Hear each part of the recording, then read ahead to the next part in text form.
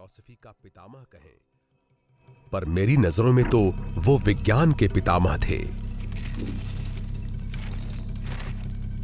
Descartes ने ही पहली बार कहा था कि इंसान दो मूल चीजों से बना है, शरीर और दिमाग। उन्होंने शरीर की रचना के हिसाब से उसके चित्र बनाए। उनके हिसाब से हमारा शरीर एक जीव वैज्ञानिक मशीन है, मगर उन्हें इस बात का पूरा भरोसा था कि दिमाग बिल्कुल अलग है। उन्होंने एक मामूली से थॉट एक्सपेरिमेंट से इसे साबित भी किया। उन्होंने कल्पना की कि उनका शरीर है ही नहीं और वो एक भूत की तरह हवा में उड़ रहे हैं।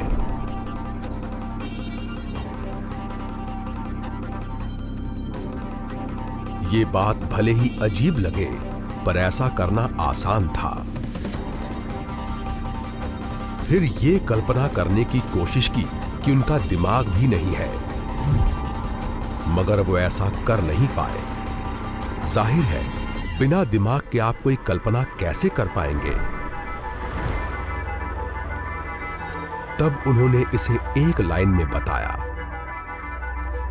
मैं सोचता हूं, इसलिए मेरा वजूद है।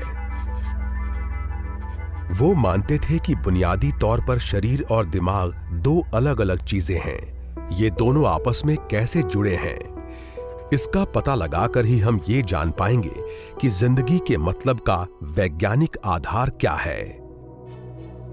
इस मामले में भी डेकार्ड अपने वक्त से काफी आगे थे।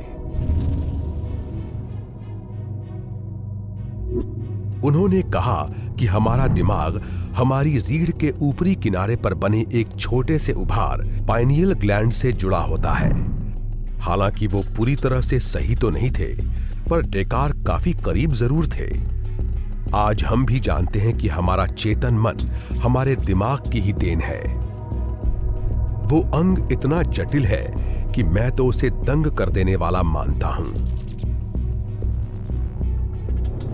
आप शायद ये भी कहें कि दिमाग का अध्ययन करना न्यूरोसाइंस का काम है, मगर चूंकि दिमाग भी इलेक्ट्रोमैग्नेटिज्म जैसे बुनियादी बलों पर ही काम करता है, इसलिए सोच भी फिजिक्स की ही बात हो जाती है, तेज जटिल फिजिक्स की।